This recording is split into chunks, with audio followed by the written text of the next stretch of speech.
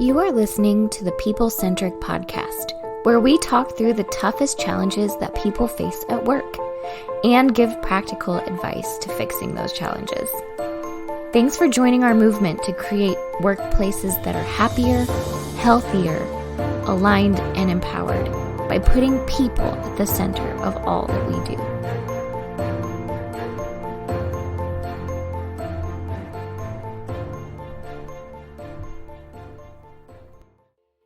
Hello again, people-centric leaders, back and better than ever. I could say better than ever because it's just a few of us. Maybe you guys can decide. The listeners can decide if this is better than ever because we're kind of coming to you with a unique team here. I was going to say the A team, but I didn't want the ones who were not on the call right now, on the podcast right now, to feel bad about that. It's a unique team, and I say it's a unique team. One, because I am coming to you as your host, Matt Griswold. I'm going to facilitate the conversation. That's not necessarily unique, but Philip Herzog, engagement specialist from People Centric, is also on the podcast. Philip, it's been a while since you've been here, right? You catch us up on life. It is. I was not on the A team, but now I am back on the A team. A unique team it is, definitely. Yeah, we have been traveling. We have been doing end-of-year visits with clients, and it has been amazing, kissing babies, shaking hands. And it's actually very cool. At the end of the year, after months of work with all these people in person, getting to see the successes they've had and differences they've made. So it's been great, but glad to be back with you folks here. Yeah, Philip has been venturing to the depths of Illinois and to the boot hill of Missouri. I mean, you've been everywhere, making people happy and helping everywhere. Clients out, if right? They grow corn, wheat, or have animals and livestock nearby, I have been there. You're there. And so exciting. Yeah, maybe that's a good, you know what? There's probably a lot of people that needed to hear that, but will they come here? Yes, we will. We will go where the people are. And that's what we do. So we talk about, we're based, if you're new to the podcast, we're based in Springfield, Missouri. Southwest Missouri is where we are based here, except for one of us. One of us is not like the other. Diana is actually based in Washington, in the great state, depending on who you are, of Washington, right? It's a wonderful state. Yeah, it's a wonderful state. And she gets to see the mountains and the ocean all in one day, maybe. It's true. I don't know. Every day, most days. Yeah. I don't know that I've experienced that. Diana, we're going to talk about difficult conversations. And one of the things that we're going to talk about with difficult conversations is how to approach those conversations. A lot of times, when people listen to something like this, it's like from manager to employee. But what about employee to manager? Now, I know you're kind of excited about this. Fun fact, Diana's kind of, like my boss. And I have to refer to her as Admiral most of the time. Otherwise, she's not responsive. Isn't that true? Admiral? No, I prefer Queen. I prefer Queen. Queen. Yeah, that's a pro tip. Royal Majesty. Her Royal Highness. That's good too. Yeah. Yeah. Kiss the ring before you enter, right? And so anyway, we kid. We are going to talk about that, but let me set the stage now that you know the team who's on board here, Philip, Diana, and myself. Let me set the stage. So I, as my day job, I get to travel around all over the place and go speak at conferences. In fact, I would say many of the listeners of the podcast are ones that maybe have sat in a room and scanned a QR code that maybe Don or I put on a screen somewhere that said, hey, we also have a podcast. And you guys were like, really? Tell me more. And maybe that's how you found us, right? You attended a conference that Don and I spoke, and maybe the conversation that we had that day was around difficult conversations, or we also like to refer to that topic as the art of conflict. How many fights can we start? That's what we want to talk about. The reality is, when we work with people, and difficult conversations are going to happen. And during that specific topic, when Don and I are on stage, we encourage people to have the conversation. In fact, if you can kind of picture it, some of the slides talks about it's important to have the conversation because some of the common mistakes of not having the difficult conversation are not having the difficult conversation, or we just think that we're all adults after all. We're all adults. We'll figure it out. Just sweep it under the rug and go back to work. And it never works like that. Now, this isn't necessarily going to say, hey, difficult conversations are happening, but the topic of this is to encourage you to go have the conversation. At a conference, we say, Godspeed, go get them, have the conversation, do good work. And we recognize for the podcast, this is maybe a good topic to be able to take a step back and say, wait a second, when you say go have the conversation, how do I do that? How do I approach that? Especially if I'm not the manager to the employee. What if I'm the employee to the manager, but I need to have a difficult conversation with the manager? Or better yet, what if it's peer-to-peer? Like, what is that dynamic? Nobody's the boss of anybody. But sometimes we have to have those conversations too. And so that's what we want to talk about today. We want to talk about how do we frame those conversations, how to set yourself up for those conversations. Also recognizing what winning that conversation might look like. Unfortunately, I'm going to skip ahead real briefly. Some of you are listening to this podcast going, I can't wait to do this or to have this conversation because I need to have a conversation with my boss who also happens to own the company. I'm sorry, you can't fire your boss.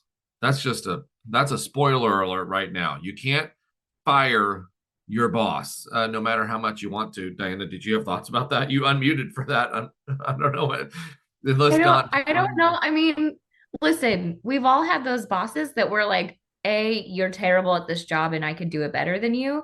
And that we would also like to fire. But regardless of if you think you can fire a boss or not, like even if you think you could scheme or whatever and get them fired, like it's not a good look. So I think we probably need to just say, don't. You're going to start a coup and you're going to lead a revolt and you're going to feel very powerful. You're also going to be very toxic and then you're going to be very fired. That's how that whole thing is going to go. Very miserable. Like it doesn't feel good. I've done it. I'm speaking from experience. It feels awful at the end. Yeah, at the end. Fast forward. Yeah. So anyway, let's get into this. And let's maybe start talking about, I don't know if you want to start talking about the dynamic.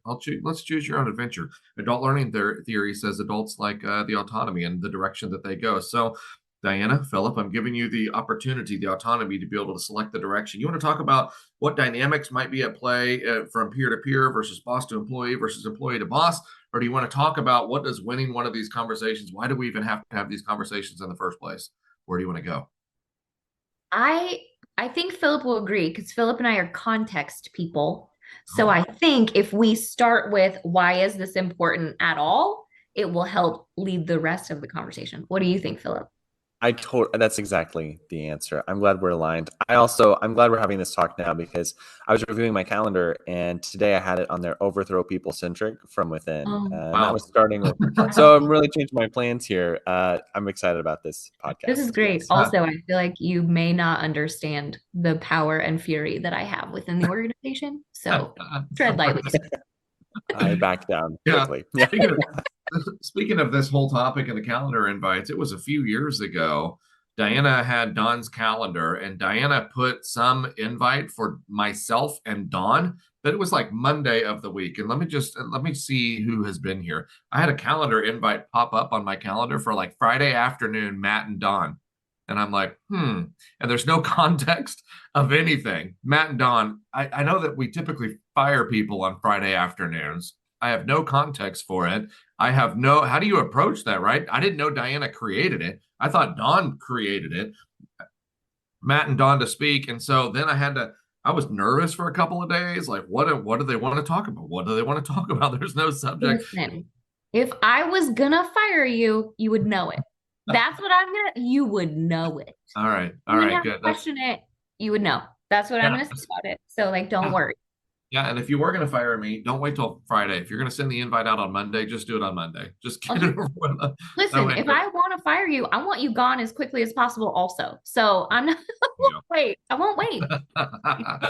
All right. Anyway, it all turned out fine. We were just, it was something monotonous and mundane. It was very, very not crazy. All right, so let's talk about it. So one of the things with the art of conflict, again, is we understand difficult conversations are going to happen. We understand people fail at these miserably, and we also understand that we encourage people to have the conversation. So let's start there. Why is it important that we even address these conversations in the first place? Because anytime I do this, I love to be able to ask the question of a room full of people. Let's just find out who's in the room, right? How many of you are conflict adverse? Like, you see conflict coming this way, you're going the other way. I don't want conflict. And by a show of hands, several people raise their hand. They don't want conflict at all, right? And I also understand that's an extremely vulnerable question to ask in front of a group of people who doesn't want to fight, and I'm asking you to raise their hand. I understand that's a vulnerable position. But then the other part of that is, okay, well, how many of you are like, conflict? Where is it? Bring it in here. I'll punch you right in the face right now. Let's just do this right now, right? Diana raises her hand to that one, and several people raise their hand. And this is where I have to drop the truth bomb of, just because you're not afraid of it doesn't mean you do it well, right? And that's, doing it well is kind of the reason why this is a podcast right now anyway. So why do we need to have those conversations? Let's start there, and then we can maybe talk about what does doing that well look like. But why is this a need anyway? Why are we encouraging people to do it? Man, I think Don always says that communication is the cure for imperfection. Is that what he says? That's what he says. Yeah. Yeah. And I think in this case, it's the cure for alleviating bad thoughts. It's the cure for building and repairing some bonds. It's the cure for you not feeling like you have any control in a situation. It's the cure for you not building more stories that create more negativity, right? We're building stories in our mind all the time. So having these conversations helps with all of those things, and probably more that I'm not thinking of. Yeah, no, I agree. And I'm going to add to that here in just a second. Philip? Well, I was thinking too, it's the reason it's so valuable is because that story, I always imagine stories carry weight. And if you have 1,000 little stories on your mind, they just kind of are almost like pinpricks, right? When you interact with someone. And so two people have an interaction, one leaves super frustrated. One's like, that was great. We're on the same page. And it's that unspoken middle that I think if you're afraid to address that and just say, hey, why did this happen? Or you seem so happy and I'm so angry at you. Let's talk about it. There's just a different approach there. So that is why it's important. Because while I wish it never happened, this probably leads to the majority of problems and conflicts we experience. Yeah. And I like how you define that as 1,000 little pinpricks, because I think that paints a pretty vivid picture, right? It paints a pretty vivid picture. If I am frustrated by something and I'm avoiding the conversation, you can almost imagine what that 1,000 little pinpricks feels like. All of a sudden, I become distracted. I'm becoming more anxious. I'm becoming stressed out. I'm becoming more frustrated. And how many times has it happened where you finally get to the emotional breaking point of having this conversation, and you let it all out, and then that person's like, dang, I wish you'd have told me that months ago. I had no idea that I was failing in your eyes. But you let yourself get to this breaking point to where you did, to where you finally had to have it, and they were oblivious. This is another question that I ask a lot of people when I'm at conferences. How many of you want to know if you're doing a good job at work? And 100% of the hands go up, right? We don't have to have regular meetings about it. I don't need coddle. I don't need hugs. Just tell me, am I doing the right thing? Am I doing the right thing in your eyes? Likewise, I say, how many of you want to know if you're doing the wrong thing? How many of you want to know if you're doing the wrong thing at work in your boss's eyes? 100% of the hands go up. This is, again, hopefully that gives you a good confidence to be able to have those conversations, because people want to know if they are not doing what it is that you are thinking that they need to be doing. I want to help set them up. So we talk about why is this important? I think it just adds continued frustration. If I don't, it's going to break down relationships. You're probably not going to want to work with that person. You're going to avoid that person. You're going to work around that person, which you can imagine what that does in an office environment or a work setting with partnership and collaboration and just interaction overall. Like, it just breaks down the structure of what it is that you're trying to build there in the first place. So what does winning one of these conversations look like? And I think it's important to voice this, because I think sometimes we go into it winning the conversation means I get what I want. And I don't know if you're defining that correctly there. In fact, that might be setting you up for failure. Yeah, and I think a lot of people go into it like, I'm gonna show them, right? I'm gonna tell them all the things they've been doing wrong, and they're gonna feel bad about it, right? Like, I'm gonna win if I make you cry, which probably the wrong attitude to start with. This is a good time to let everybody know we're also on YouTube, and you want to go back and watch that clip of Diana just so you can see a day in the life of me, because that's what I have only made you cry like 75 times. But you're right? We go into that approach. Our approach is like, I need to have the conversation because I need to win the conversation, which means I need them to do what it is that I need them to do. And I don't care if you're manager or employee or what, that's probably the wrong frame of mind to be able to enter it. Diana mentioned a Don quote earlier. I'll give you another one that People Centric says. Effective communication can only happen when we recognize we might be wrong. Effective communication can only happen when we recognize we might be wrong, meaning I need to go into the conversation, at least initially, right? If this is the seventh time we've had the conversation, this is a different conversation. But if this is the first time that we've had the conversation, I need to go into it trying to understand where you're coming from. I think both parties need to enter it. Why are you saying the things that you're saying? Why are you asking me to do the things that you're doing? This, again, I wasn't planning on going here, but this, again, kind of lends itself to adult learning theory. We've done another podcast around adult learning theory, but adult learning theory is goal-oriented. It's relevancy-oriented. It's practical.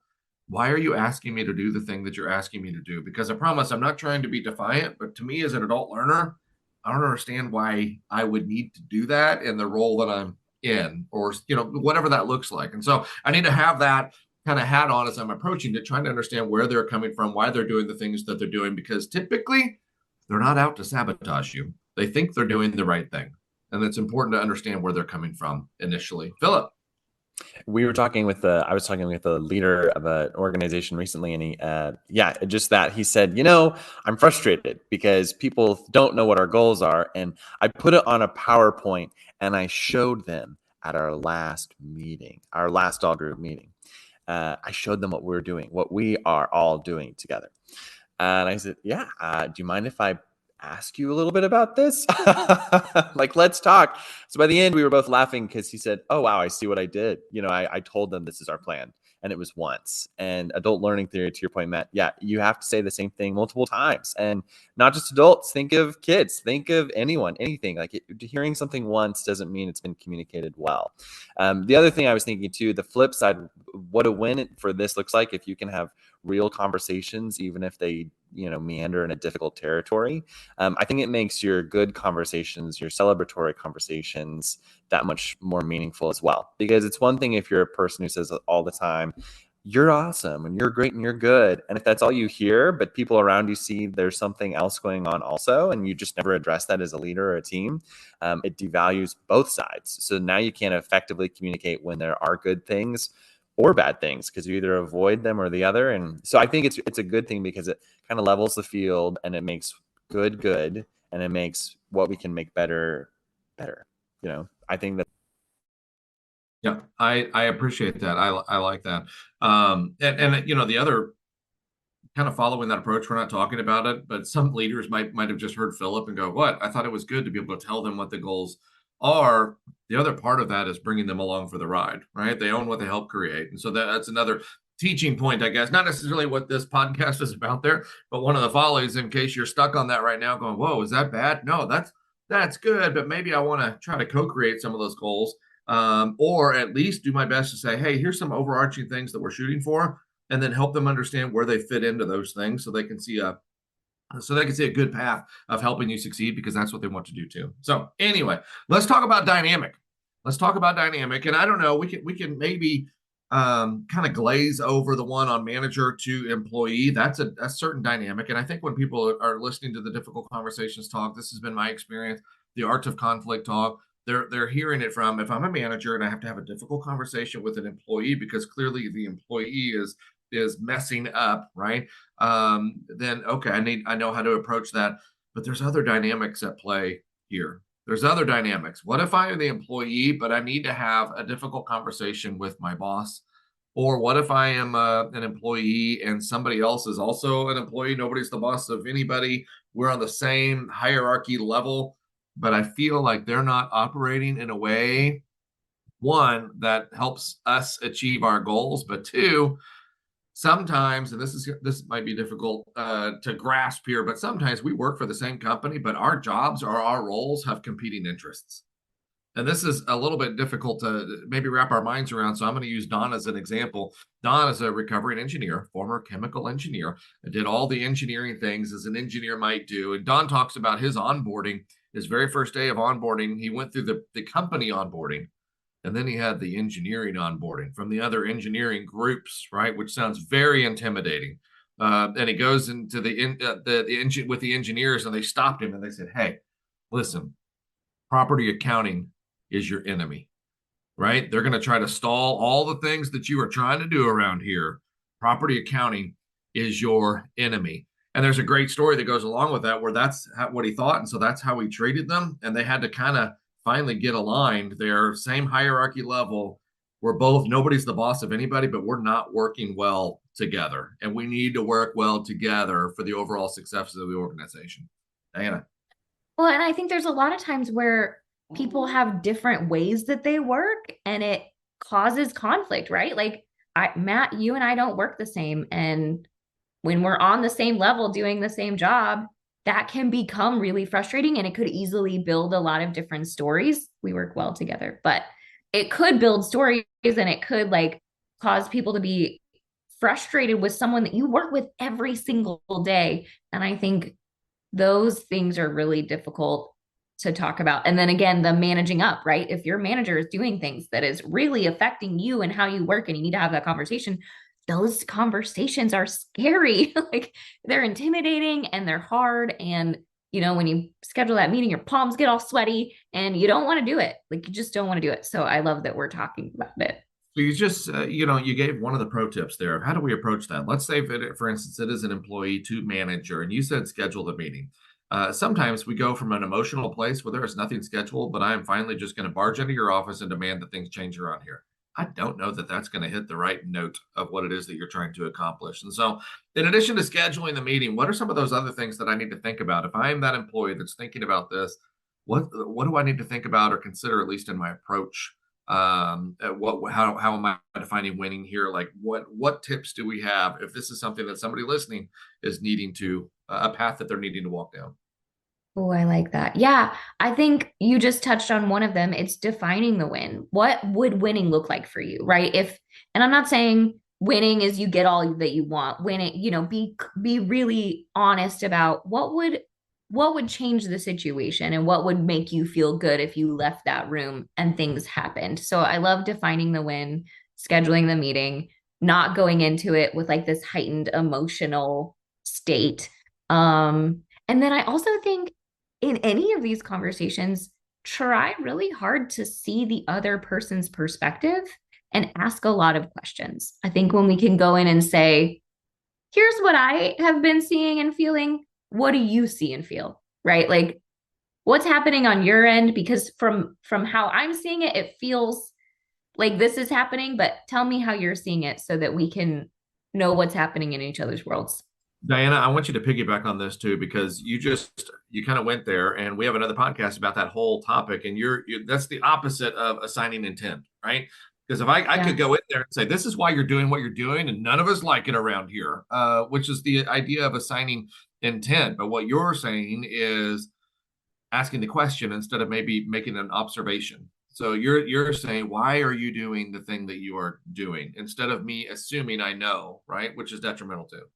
Yeah, assigning intent is one of my absolute favorite topics when it comes to conflict and managing and all of that stuff. So if you haven't listened to that one, go back and listen to it. But yeah, exactly like Matt said, I can go into it with the story that, let's say I was going to go talk to Don. I could go into it with the story that Don doesn't know what he's talking about, that Don just throws stuff on my plate and has no idea how hard it is for me to do all of this, that Don has no clue about all the things that are going on, that Don's, a giant jerk. I could go into it with that story. And maybe in the back of my mind, that story is there. But if I can go in and say, I'm going to pretend that I don't think those things, and I'm just going to see, why did he give this to me? Does he know what's on my plate? Is there a reason that he's, been a little short lately? Like, let's just ask some questions and figure that out together. Because if I go into it thinking that Don is a jerk, I'm going to treat him like a jerk. And so I need to go into it thinking that he's not, and don't treat him that way. Like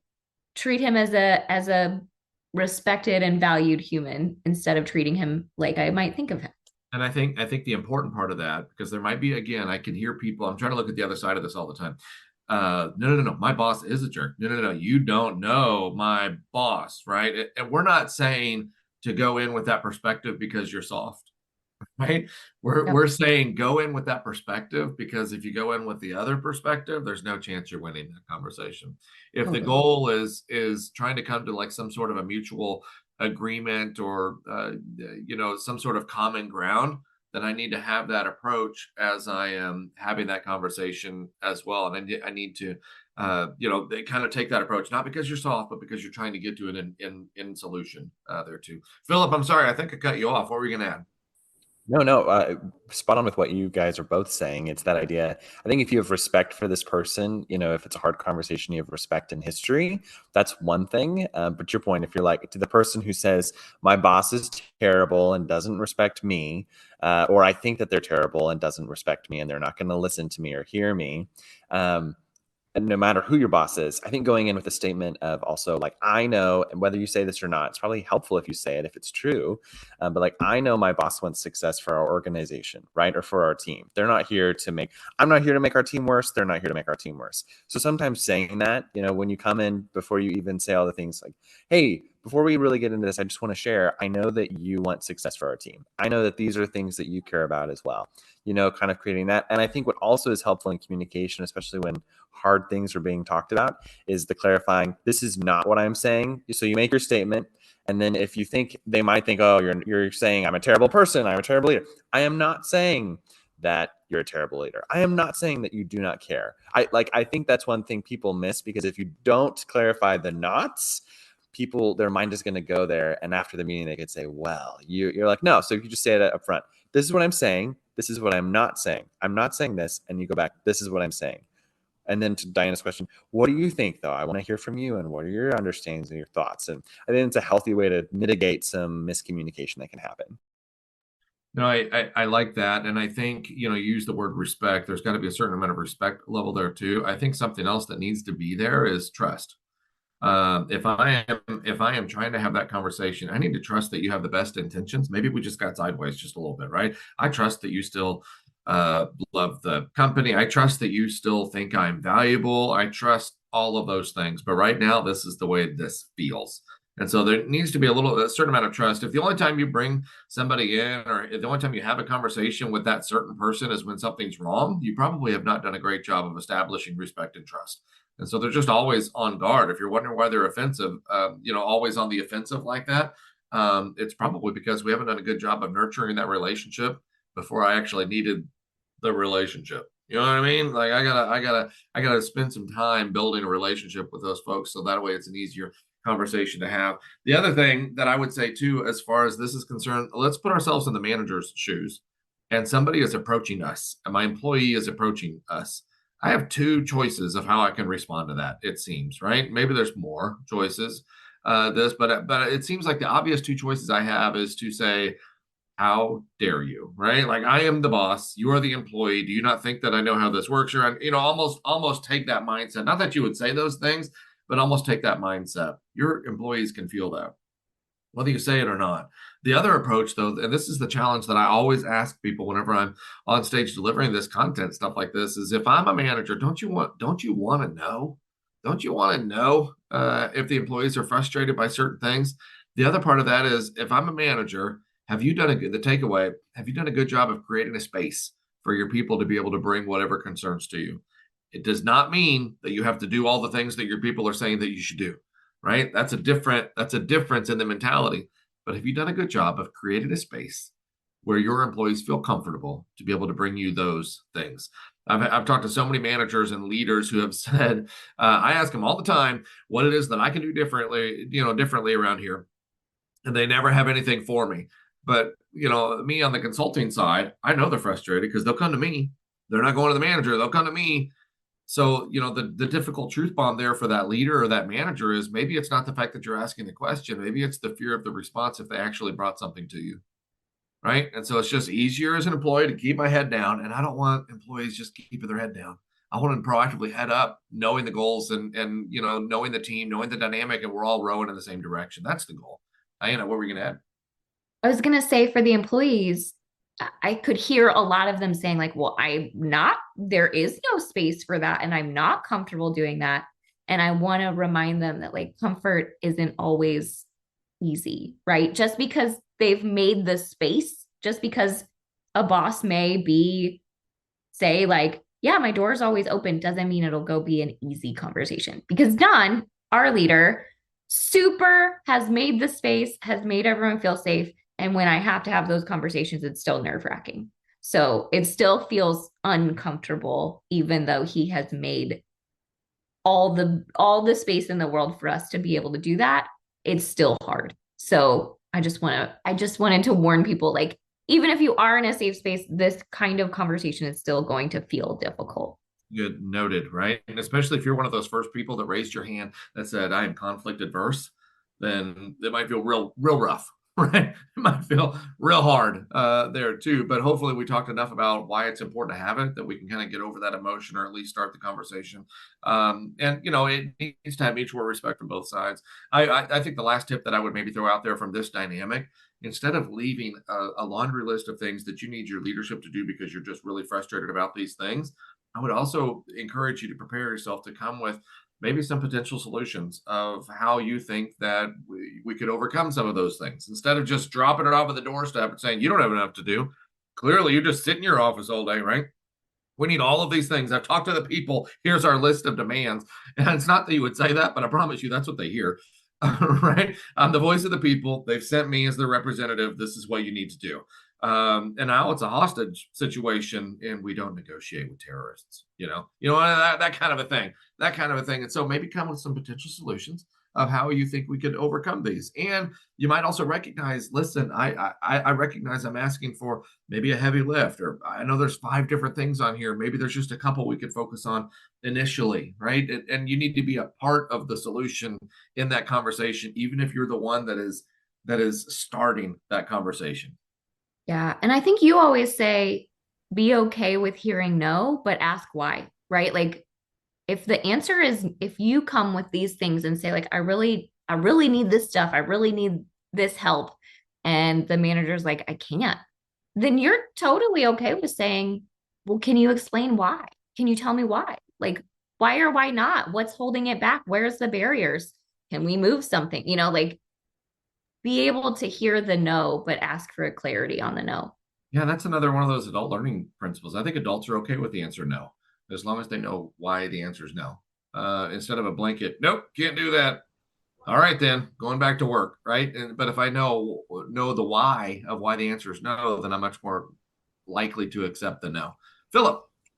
I think, like you're all saying, it's good to have a little bit of a plan when you come in. So again, it's not like this whole thing. And so not that you dictate you don't want to walk in with an agenda and be like, here are the 12 steps I think we need, you know what I mean? And not like that, but do have some kind of goal and plan with that part. And the other thing I think is helpful is also if you have in your mind, if it goes, some kind of follow-up afterwards. So if it is that list and there's a no, then that's a piece of it. But if they're like, hey, yeah, let's work on this thing, it would be like, okay, well, send an email to follow up or something like that. But I would say these are we started this out without clarifying. These are conversations. These are not emails or texts or like Teams messages back and forth. So I think the fact that all of these are happening interpersonally, where I can talk to you, again, if you can't do it in person, make it a phone call. You need to have the back and forth for these conversations to go really very well. And there's several times I've been talking with someone where they said, we had a conversation, and midway through I realized this is not how a regular conversation would go. So I said, when you say conversation, manager, did you talk to them? They're like, no, I messaged them. And I was like, okay, this is where we've had our issue. So that's a really important detail for all of this. High level communication requires high level commitment and a richer medium. That's awesome. Yeah, I think we glazed right by that part there. Yes, it's always good to have these in person if you can. If not, I'd recommend video instead of just a phone call, so you can see the nonverbals at the same time. I'm a big fan of the video call. My team knows that. I'll video call you if I have a question. I'm not just gonna send you a message. If I can video call you and see you, I'd much prefer to do that. But anyway, we spent a lot of time talking about the employee to manager, and I know we're kind of moving close to our end time here. A lot of those tips that we just shared, I think, are still relevant on the peer-to-peer conversation too. We didn't really get into that, but I think we still want to set the time. We still want to not assign intent of why they're doing what they're doing. I still want to come in with the understanding that I think we're both doing our best here, but we seem to have I don't know, there's some sort of a sticking point here that I think I would appreciate. Maybe you would appreciate too if we could work through it. So I think we have that mutual respect. I think we have that mutual trust. It's still a conversation we want to have in person, but it's also a conversation that I would encourage you not to avoid at the same time, because that divide is just going to get bigger and bigger and bigger. If we had the time, I'm sure we could go around the table and talk about those instances that we have had and maybe have had and we did not do it well ourselves, and maybe others that we succeeded. But the point is to have the conversation overall. So what other points do you think we want to hit on here? What other points do you think our listeners want to hear from this particular topic? The only other one I would say is if you are a manager having this conversation, the manager needs to recognize that they are in a position of power, which automatically makes this conversation harder for the person not in power. So you do need to be vulnerable. You need to be honest. You need to be kind, because you have that like muscle of authority and you don't need to flex it because this is already awkward. And so you need to kind of recognize that that level of authority makes this much harder, and you need to turn down your dial of authority during these kinds of conversations. And you can almost imagine that employee that's come into this closed door meeting as the door shuts behind them and they sit down in this office or at this desk that they don't normally sit down in, and we don't just normally hang out. Their brain automatically is going, is this safe? Is it not safe? Is it safe? Is it not safe? Like, what's happening? And I would even encourage you, if this is a conversation the manager is needing to have with the employee, that you have asked the employee to be there, not the vice versa. Maybe don't start talking about, if this isn't normal, don't start, how was your weekend? How's life? How's your family? And they're going, shut up and just tell me why I'm here. What is happening? You never ask me these questions. What do you want from me? What did I do wrong? I think that's just kind of the understanding of that dynamic. And then, okay, so if I understand that, maybe I can adapt my behavior because I understand that. I think, and that's what Diana is saying there too. So just understand the dynamic there. Philip, any closing thoughts? It's so easy to talk about difficult conversations. It's so hard to have a difficult conversation. And I think, at any time you have a difficult conversation, you get really nervous. There are a few things I do well in life when I'm nervous. And then you make it hard with a boss staring in front of you, especially if it's about you and your boss or about you and a coworker. There's all the elements in this to say, this is why it's so hard and why everyone's really bad at this. To Diana's point, like even in a great environment, still sometimes, if I have a coworker, I'm going to reach out and say, hey, this is the thing, or I was doing it differently and I didn't like how you did this. You talk about it, like it's not easy. So knowing that whatever your best intentions are, it's just going to be uncomfortable. It's like driving a brand new car down a really bad dirt road with potholes in it. You're like, I don't enjoy that experience. What's going to happen to this thing? I think of Donna on Parks and Rec when she's like, my Benz. It's like one of those moments. If your Benz is going to get really bent out of shape, this is the time it would. So building those relationships way in advance and just making sure that you're really polite and courteous. Like I think ending all of these conversations, acknowledging it's hard for the other person just as much as it's hard for you, and just saying thank you for hearing me, and I would love to hear your thoughts. Like this is a conversation, just stating that outright, right? I'm very thankful, and be humble about it. Even if you think you're right and other people think you're right, like just be very humble with these moments because they are tender and no one's really good at them. Yeah, but you can be better. Yeah, that's a good thought there, and we might leave the conversation and nobody quote unquote won anything, but at least it's out there now. At least the thought is out there. You've been able to say what it is that you wanted to say. We can't make anybody do anything. That's another people-centric thought there. We can't make anybody do anything. And others people are like, the heck I can't. I will fire them. Okay, well, I mean, if they're operating out of fear, I guess you can, but I don't know what type of engagement you have from that person. So maybe winning was just that we actually had the conversation, and that's the start to something that's going to improve there, or something that's better. So hope that this topic was timely for you. Maybe, I mean, that sounded bad. I hope you have to have one of these conversations. I don't really hope that, but hopefully it's timely in that if you did have to have that one of those conversations, you took something away. just one tip that you could share, or maybe proactively practice as well. If you have other ideas for topics, we love to interact with our listeners there, the leaders out there trying to make a change for the positive all over the world right now, listening to this podcast. And so feel free to share it, give us ideas for different topics. We always love to hear from you. We love you all. Bye-bye. Thank you for listening to the People Centric Podcast. We are so grateful for you joining us every week. If you like this content, please like and subscribe. Also, feel free to share on your social media with everyone that you know. It really does help us. If you would like to contact us, I have put our information in the show notes. Please reach out anytime. We love hearing from you. We will be back next week with a new topic. Until then, be well and lead well.